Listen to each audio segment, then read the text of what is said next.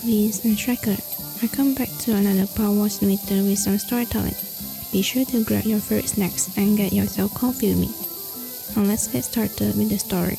That's called The Sanctuary. Chapter 1. Francis Elton was spending a fortnight's holiday one January in the Endigine when he received a telegram announcing the death of his uncle, Horace Elton, and his own succession to a very agreeable property. The telegram added that the cremation of the remains was to take place that day, and it was therefore impossible for him to attend, and there was no reason for his hurrying home. In the solicitor's letter that reached him 2 days later, Mr. Angus gave fuller details. The estate consisted of sound securities to the value of about £80,000, and there was as well Mr. Elton's property just outside the small country town of Wedderburn in Hampshire. This consisted of a charming house and garden, and a small acreage of building land. Everything had been left to Francis, but the estate was saddled with a charge of £500 a year in favour of the Reverend Owen Barton. Francis knew very little of his uncle, who for a long time had been much of a recluse. Indeed, he had not seen him for nearly 4 years, when he had spent 3 days with him at this house at Wedderburn. He had vague but slightly uneasy memories of those days, and now on his journey home, as he lay in his berth in the rocking train, his brain, rummaging drowsily among its buried recollection, began to disinter this. There was nothing very definite about them. They consisted of suggestions and sidelights and oblique impressions, things observed, so to speak, out the corner of his eyes and never examined in direct focus. He had only been a boy at the time, having just left school, and it was in the summer holidays, hot sultry weather of August. He remembered that he had paid him this visit before he went to a campus in London to learn French and German. There was his uncle Horace, first of all, and of him he had vivid images. A grey-haired man of middle age, large and extremely stout, with a cushion of jaw overlapping his collar. But in spite of this obesity, he was nimble and light in movement, and with a merry blue eye that was equally alert, and seemed constantly to be watching him. Then there were 2 women there, a mother and a daughter, and as he recalled them, their names occurred to him too. They were Miss Isabel Ray and Judy. He supposed was a year or 2 older than himself, and on the first evening had taken him for a stroll in the garden after dinner. She had treated him at once as if they were old friends, had walked with her arms around his neck, had asked him many questions about his school, and whether there was any girl he was keen on. All very friendly, but rather embarrassing. When they came in from the garden, certainly some questioning signal had passed between the mother and the girl, and Judy had shrugged her shoulders in reply. Then the mother had taken him in hand. She made him sit with her in the window seat, and talk to him about the crammers he was going to. He would have much more liberty, she supposed, than he had at school, and he looked the sort of boy who would make good use of it. She tried him in French and found he could speak it very decently, and told him that she had a book which she had just finished, which she could lend him. It was by that exquisite stylist Huntsman, and was called The Basques. She would not tell him what it was about. He must find out for himself. All the time those narrow grey eyes were fixed on him, and when she went to bed, she took him out to her room to give him the book. Judy was there too. She had read it, and laughed at the memory of it. "Read it, darling Francis," she said, "and then go to sleep immediately. And you will tell me tomorrow what you dream about, unless it will shock me." The vibrating rhythm of the train made Francis drowsy, but his mind went on deciphering these fragments. There had been another man there, his uncle's secretary, a young fellow, perhaps 25 years old, clean-shaven and slim, and with just the same gaiety about him as the rest. Everyone treated him with an odd sort of deference, hard to define but easy to perceive. He sat next to Francis at dinner that night, and kept filling his wine-glass for him, whether he wanted it or not. And next morning he had come into his room in pyjamas, sat on his bed, looked at him with an odd questioning eyes, had asked him how he got on with his book, and then taken him to bath in the swimming pool, behind the belt of trees at the bottom of the garden. No bathing costume, he said, was necessary, and they raced up and down the pool, and lay basking in the sun afterwards. Then from the belts of trees emerged Judith and her mom, and Francis, much embarrassed, draped himself in a towel. How they all laughed at his delightful perjury. And what was the man's name? Why, of course, it was Owen Burton, the same who had been mentioned in Mr. Angus' letter in the Reverend Owen Burton. But why Reverend? Francis wondered. Perhaps he had taken orders afterwards. All day they had flattered him for his good looks, and his swimming, and his lawn tennis. He had never been made so much of, and all their eyes were on him, inviting and beckoning. In the afternoon his uncle had claimed him. He must come upstairs with him, and see some of his treasures. He took him into his bedroom, and opened a great wardrobe full of magnificent vestments. They were gold-embroidered coats. There were stoles and chasubles, with panels on needlework enriched with pearls, and jeweled gloves, and the use of them was to make glorious the priests who offered prayer and praise to the Lord of all things visible and invisible. Then he brought out a scarlet cassock of thick shimmering silk, and a quarter of finest muslin trimmed round the neck and the lower hem with Irish lace of the 16th century. These were for the vesting of the boy who served at the mass. And Francis, at his uncle bidding, stripped off his coat and arrayed himself, and took off his shoes and put on the noiseless scarlet slippers which were called century shoes. Then Owen Burton entered, and Francis heard him whisper to his uncle, "God, what a silver!" And then he put on one of those gorgeous coats and told him to kneel. The boy had been utterly bewildered. What were they playing at, he wondered. Was it charades of some sort? There was Burton, his face solemn and eager, raising his left hand as if in blessing. More astonishing was his uncle, licking his lips and swallowing in his throat as if his mouth watered. There was something below all this dressing up, which meant nothing to him, but had some hidden significance for the two men. He was uncomfortable. It disquieted him, and he wouldn't kneel, but disrobed himself of the quarter and cassock. "I don't know what it's about," he said, and again, as between Judith and her mother, he saw question and answer pass between them. Somehow his lack of interest had disappointed them, but he felt no interest at all, just a vague repulsion. The diversions of the day were renewed. There were more tennis and bathing, but they all seemed to have lost the edge of their keenness about him. That evening he was dressed rather earlier than the others, and was sitting in a deep window seat of the drawing room, reading the book Miss Ray had lent him. He was not getting on with it. It was puzzling, and the French was difficult. He thought he would return it to her, saying that it was beyond him. Just then, she and his uncle entered. They were all talking together, and did not perceive him. "No, it's no use, Isabel," said his uncle. "He's got no curiosity, no leanings. You will only disgust him and put him off. That's not the way to win souls.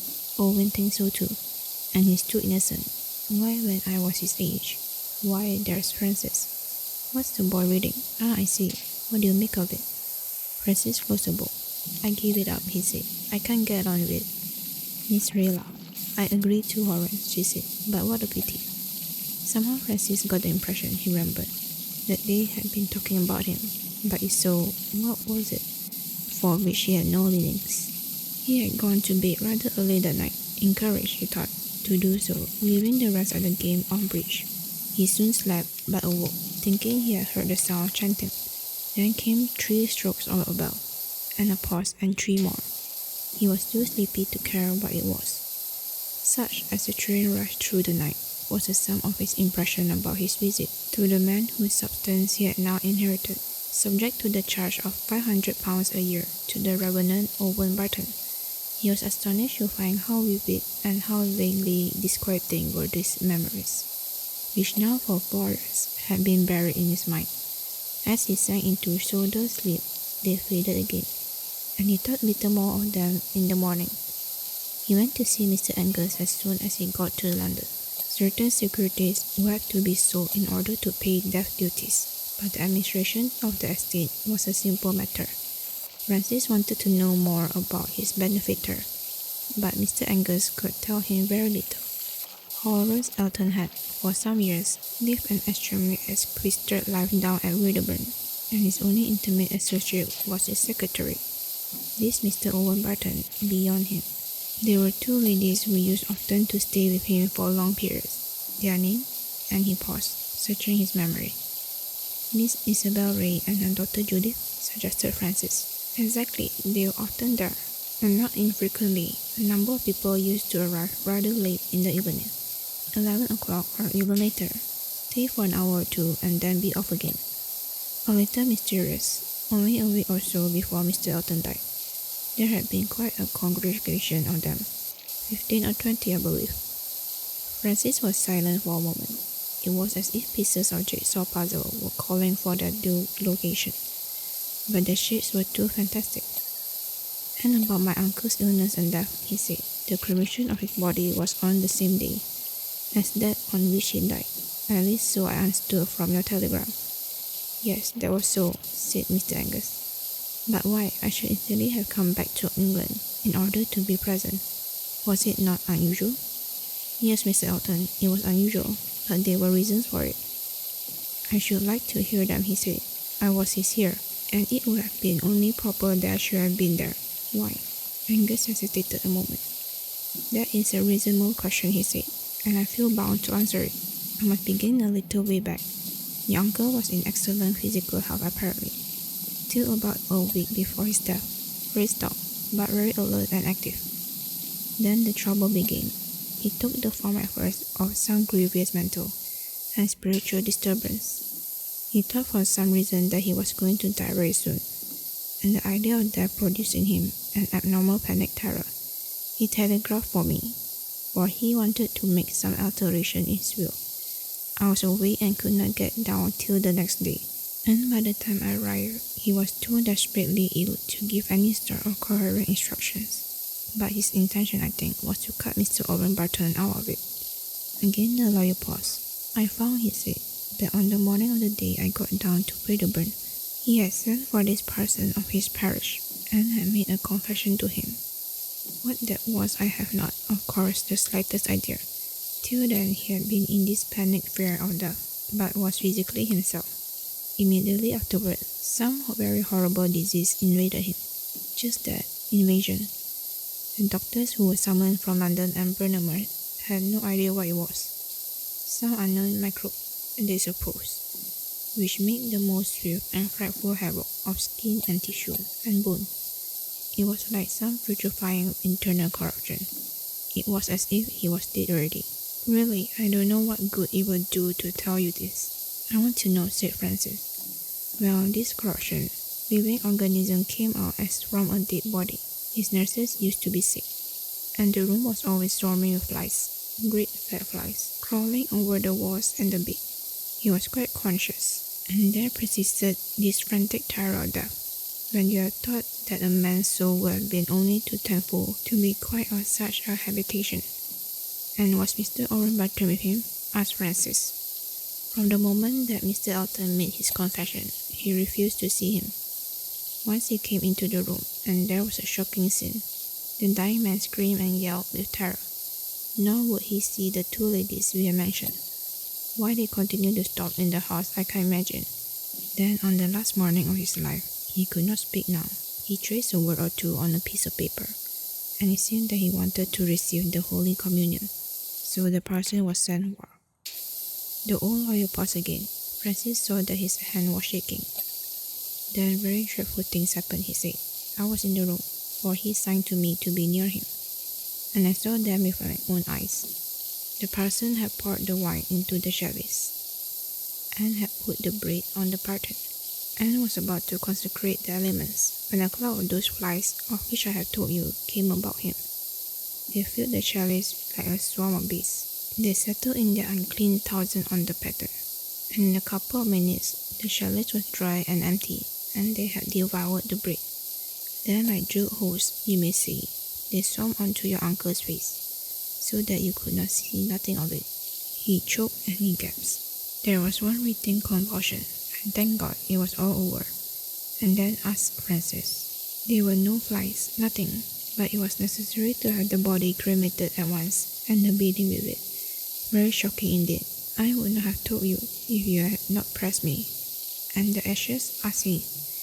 You will see that there is a clause in his will, directing that his remains should be buried at the foot of the Judas tree beside the swimming pool in the garden at Wedderburn. That was done.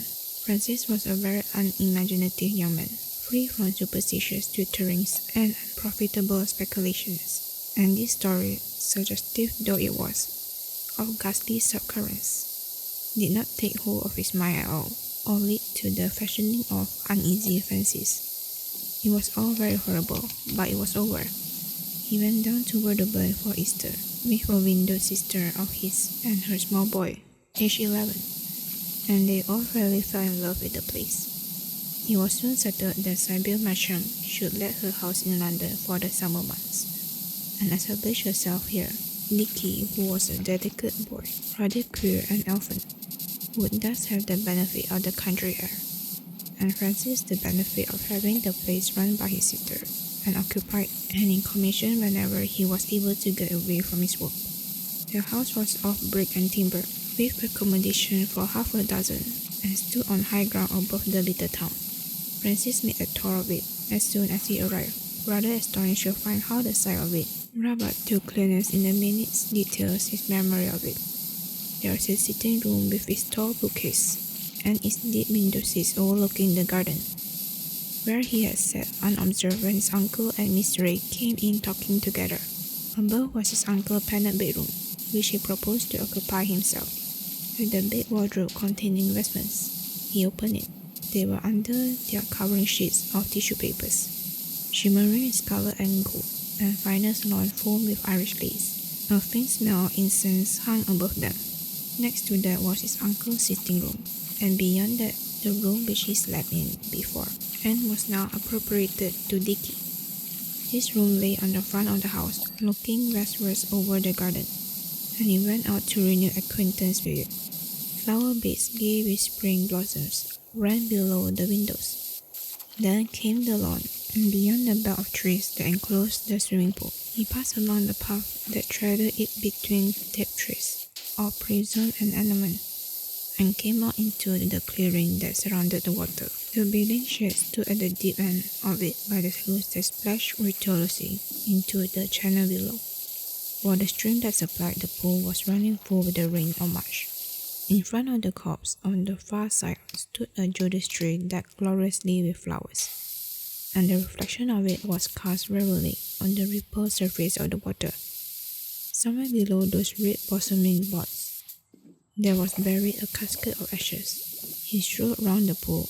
It was quite sheltered here from the April breeze, and bees were busy in the red blossom. Bees, and large fat flies, a quantity of them. He and Sybil were sitting in the drawing room with the deep window seats as dusk began to fall. A servant came in to say that Mr. Owen Burton had called. Certainly they were at home, and he entered, and was introduced to Sybil. "You will hardly remember me, Mr. Elton," he said, "but I was here when you paid a visit to your uncle. 4 years ago it must have been." "But I remember you perfectly," he said. "We bowed together, we played tennis, and you were very kind to a shy boy. And are you living here still?" "Yes, I took a house in Wedderburn after your uncle's death. I spent 6 very happy years with him as his secretary, and I got much attached to the country. My house stands just outside your garden paling, opposite a latch gate leading into the wood round the pool." The door opened and Dicky came in. He caught sight of the stranger and stopped.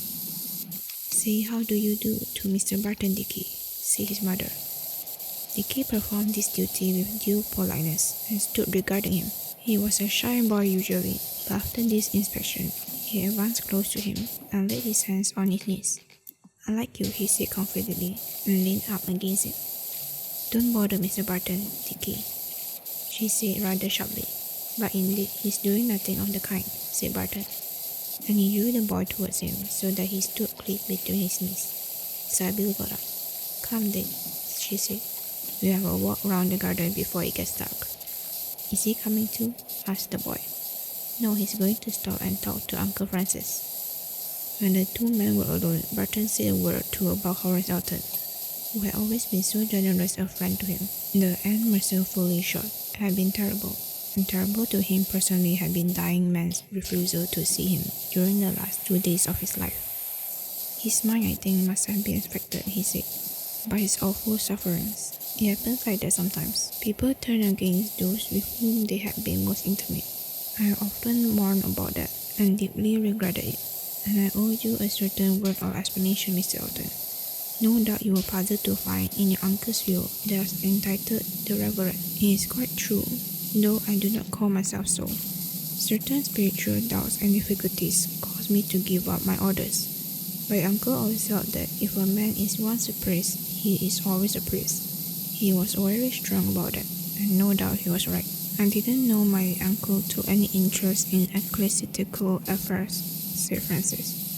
I have forgotten about his vestment. Perhaps that was only an artistic taste. By no means, he regarded them as guard things, consecrated to holy uses. And may I ask you what happened to his remains? I remembered he once expressed a wish to be buried by the swimming pool. His body was cremated, said Francis, and the ashes were buried there. Barton stayed but little longer, and Sybil on her return was frankly relieved to find he had gone. Simply she didn't like him. There was something queer, something sinister about him. Francis laughed at her. Quite a good fellow, he thought. Dreams, of course, are a mere hash-up of recent mental images and associations, and a very vivid dream that came to Francis at night could easily have arisen from such topics. He thought he was swimming in the bathing pool with Owen Barton, and that his uncle, stout and florid, was standing underneath the Judas tree watching them. That seemed quite natural, as is the way of dreams. Really, he was not dead at all. When they came out of the water, he looked for his clothes, but found that there was laid out for him a scarlet cassock and a white lace trimmed coat. This again was quite natural. So too was the fact that Barton put on a gold coat. His uncle, very merry and licking his lips, joined them, and each of them took an arm of his, and they walked back to the house, together swimming in time. As they went, the daylight died, and by the time they crossed the lawn, it was black night, and the windows of the house were lit. They walked upstairs, still singing, into his uncle's bedroom, which was now his own. There was an open door, which he had never noticed before, opposite his bed, and there came a very bright light from it. Then the sense of nightmare began, for his two companions, gripping him tightly, pulled him along towards it, and he struggled with them, knowing there was something terrible within. But step by step they dragged him, violently resisting, and now out the door there came a swarm of large fat flies that buzzed and settled on him. Thicker and thicker they streamed out, covering his face and crawling into his eyes, and entering his mouth as he panted for breath. The horror grew to breaking point, and he woke sweating with a hammering heart. He switched on the light, and there was a quiet room and the dawn beginning to be luminous outside, and the birds just tuning up. Francis' few days of holiday passed quickly. He went down to the village to see Barton's house, and found it a most pleasant little dwelling, and its owner an exceedingly pleasant fellow. Barton dined with them one evening, and Sybil went so far as to admit that her first judgment of him was hasty. He was charming with Dickie too, and that disposed her in his favor, and the boy adored him. So it was necessary to find some tutor for him, and Barton readily agreed to undertake his education. And every morning Dickie trotted across the garden and through the wood where the swimming pool lay to Barton's house. His ill health had made him rather backward in his studies, but he was now eager to learn and to please his instructor, and he got on quickly. Chapter 2. It was now that I first met Francis, and during the next few months in London, we became close friends. He told me that he had lately inherited this place at Wedderburn from his uncle, but for the present I knew no more than that of the previous history which I have just recorded. Sometime during July, he told me he was intending to spend the month of August there. His sister, who kept house for him, and her small boy would be away for first week or two, for she had taken him off to the seaside. Would I then come and share his solitude and get on there uninterrupted with some work I had on hand? That seemed a very attractive plan, and we motored down together one very hot afternoon early in August. That promised thunder.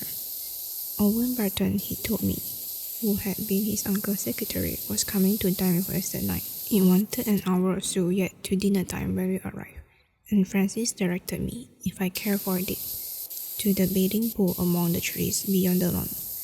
He had various household business to look into himself, so I went off alone. It was an enchanting place, the water still and very clear, mirroring the sky and the full foliage trees, and I stripped and plunged in. I lay and floated in the cold water and swam and dived again. And then I saw, walking close to the far bank of the pool, a man of something more than middle-aged, and extremely stout. He was in dress clothes, dinner jacket, and black tie, and instantly it struck me that this must be Mr. Barton coming out from the village to dine with us. It must therefore be later than I thought, and I swam back to the shed where my clothes were. As I climbed out of the water, I glanced around. There was no one there. It was a slight shot, but very slight. It was odd that he should have come so unexpectedly out of the wood and disappeared again so suddenly, but it did not concern me much. I hurried home, changed quickly, and came down, expecting to find Francis and his guests in the drawing room. But I need not have been much in a haste, for now my watch told me that there was still a quarter of an hour before dinner time. As for the others, I supposed that Mr. Barton was upstairs with Francis in his sitting room, so I picked up a chance book to beguile the time, and read for a while. But the room grew rather dark, and rising to switch on the electric light, I saw standing outside the French window into the garden the figure of a man, outlined against the last of the stormy sunset, looking into the room. There was no doubt whatever in my mind that he was the same person as I had seen when I was bathing, and the switching on of the light made this clear, for it shone full on his face. No doubt that Mr. Barton, finding he was too early for strolling about the garden till the dinner hour. But now I did not look forward at all to this evening. I had had a good look at him, and there was something horrible about him.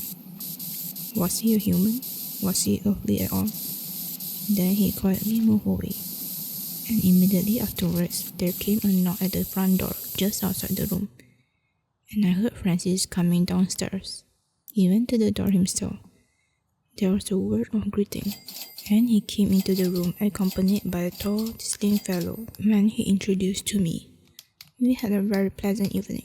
Barton talked fluently and agreeably, and more than once he spoke of his friend and pupil Dicky. About 11 he rose to go, and Francis suggested to him that he should walk back across the garden, which gave him a short cut to his house. The threatening storm still held off, but it was very dark overhead. As we stood together outside the French window, Barton was soon swallowed up in the blackness. Then there came a bright flash of lightning, and in that moment of illumination, I saw that there was standing in the middle of the lawn, as if waiting for him, the figure I had seen twice already.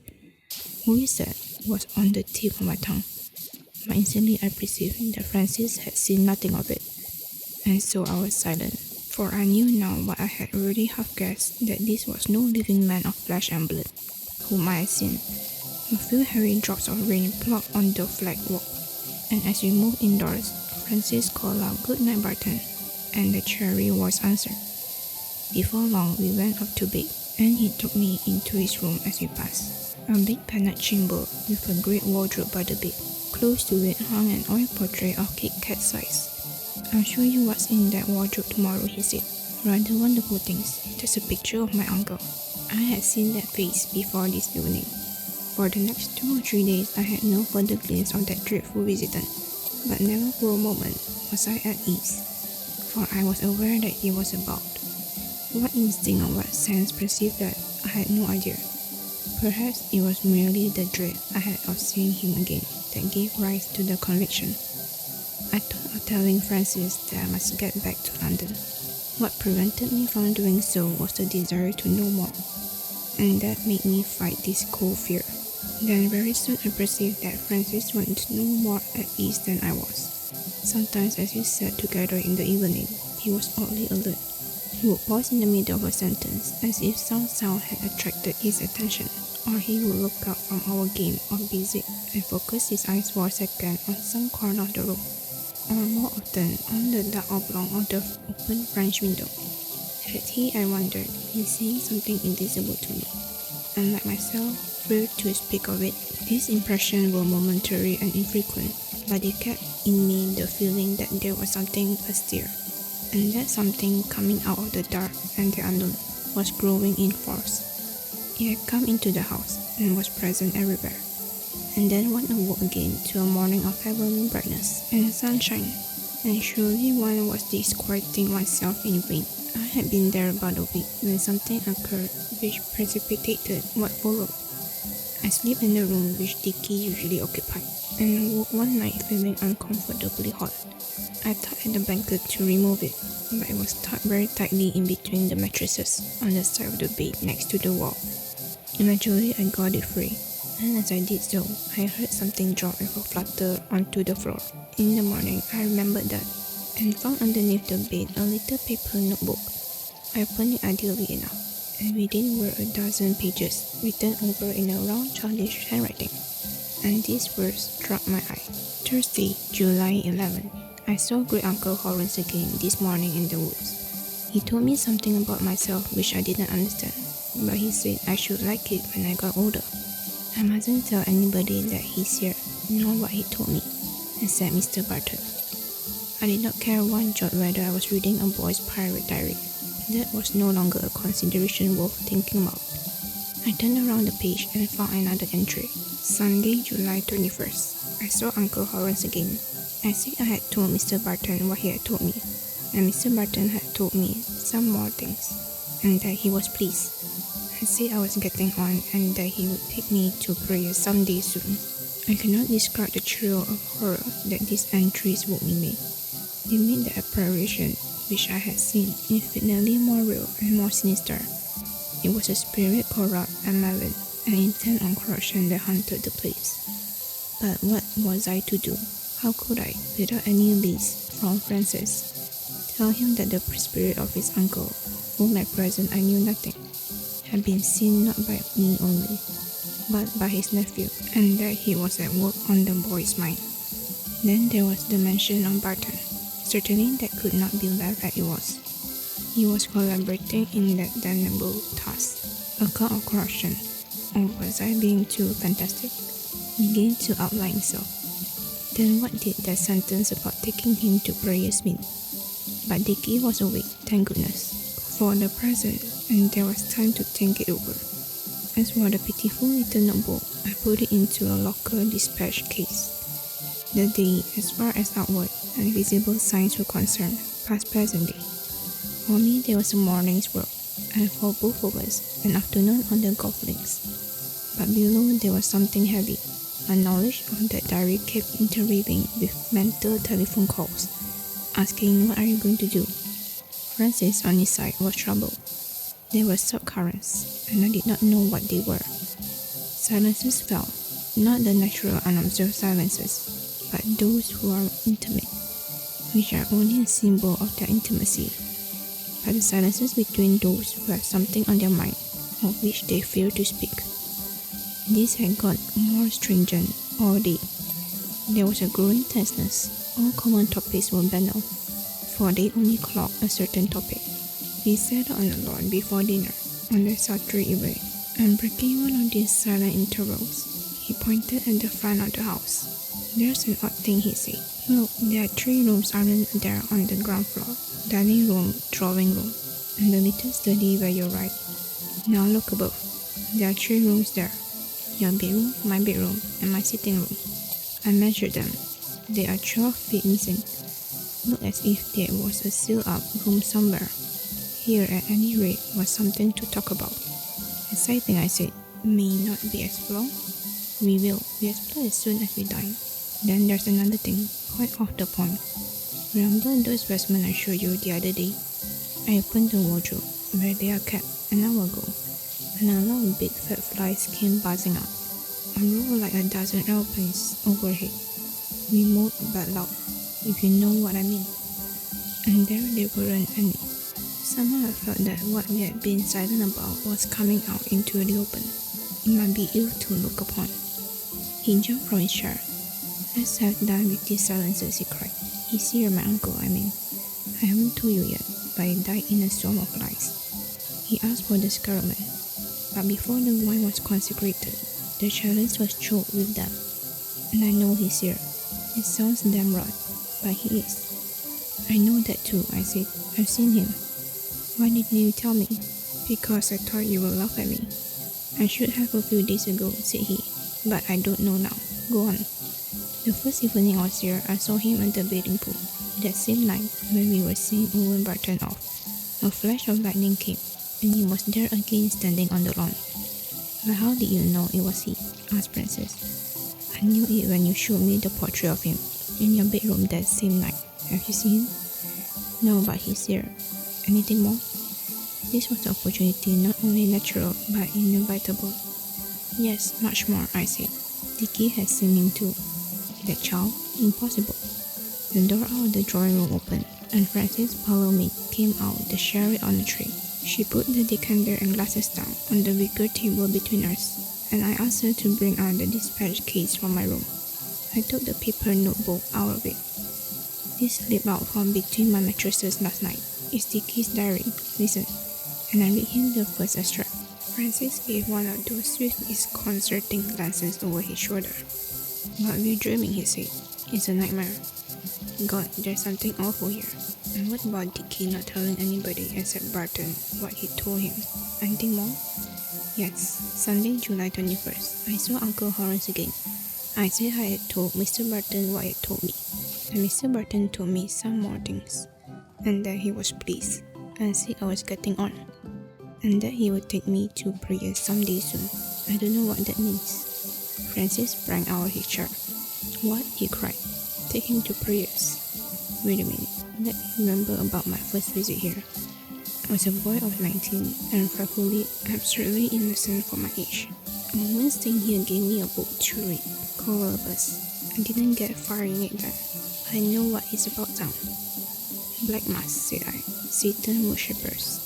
Yes, then one day my uncle dressed me up in a scarlet cassock, and Barton came in and put on a coat and said something about my being a server. He used to be a priest, do you know that?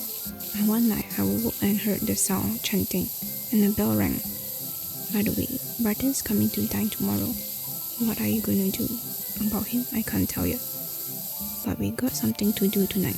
Horrors have happened here in this house. There must be some room where they held their mess, a chapel. Why, there's that missing space I spoke of just now. After dinner, we set to work.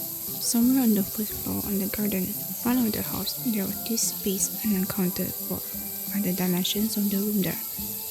We turned on the electric light in all of them, and then going out into the garden, we saw that the windows in Francis' bedroom and in his sitting room next door were far more widely spaced than they should have been. Somewhere then, between them, lay the area to which there was no apparent access, and we went upstairs.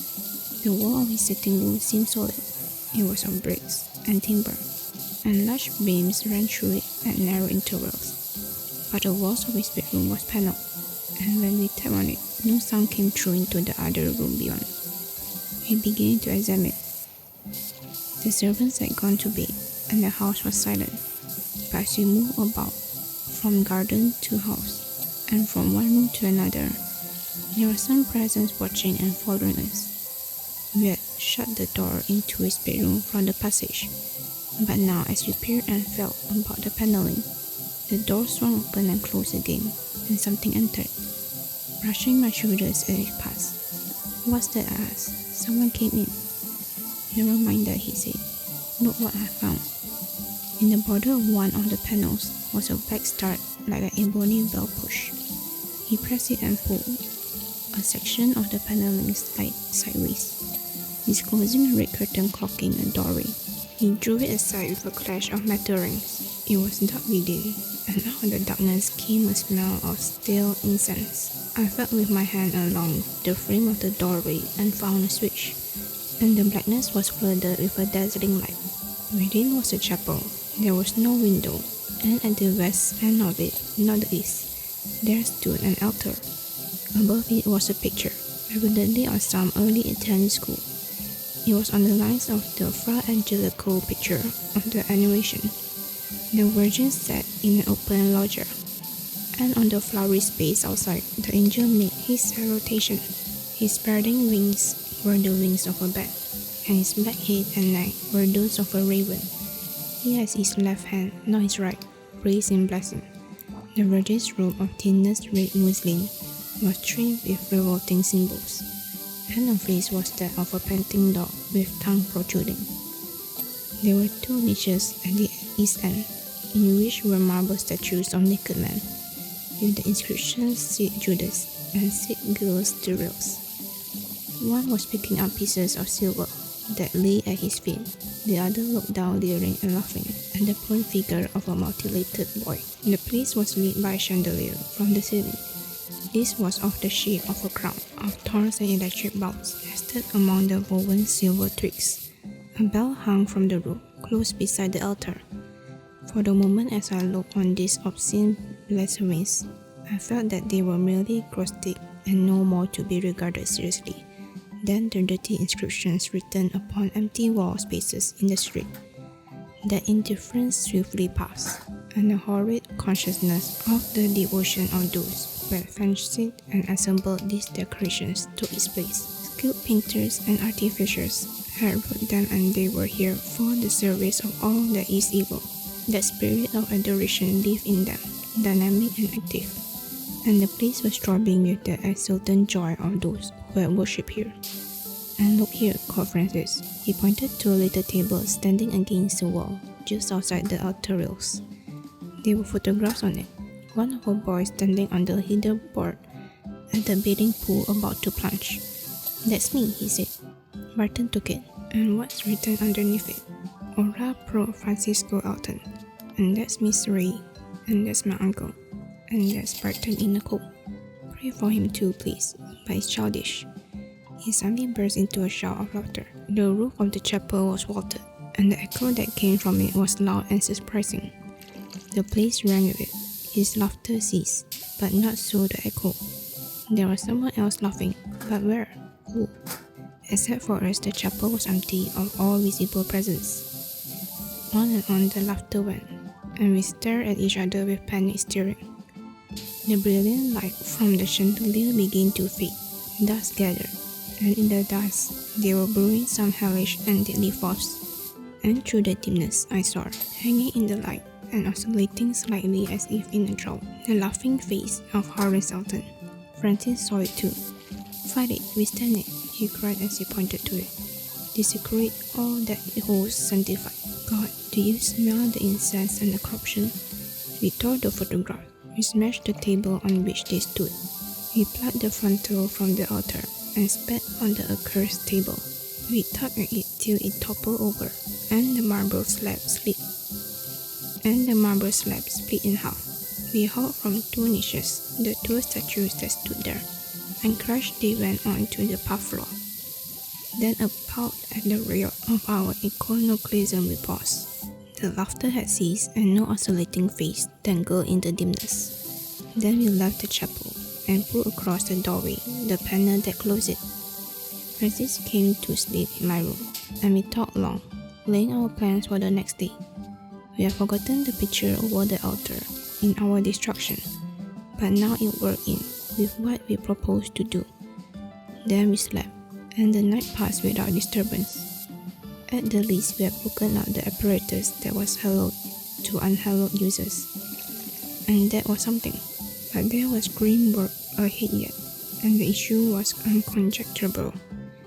Barton came to dine the next evening, and there hung on the wall opposite his place the picture from the chapel upstairs. He did not notice it at first, for the room was rather dark, but not dark enough yet to need artificial light. He was gay and lively as usual, spoke amusedly and wittily, and asked when his friend Dicky was to return. Towards the end of dinner, the lights were switched on, and then he saw the picture. I was watching him, and the sweat started out on his face. That had grown clay-colored in a moment. Then he pulled himself together. "That's a strange picture," he said. "Was it here before?" "Surely not." "No, it was in a room upstairs," said Francis. "About Dicky, I don't know for certain when he will come back. We have found his diary, and presently we must speak about that."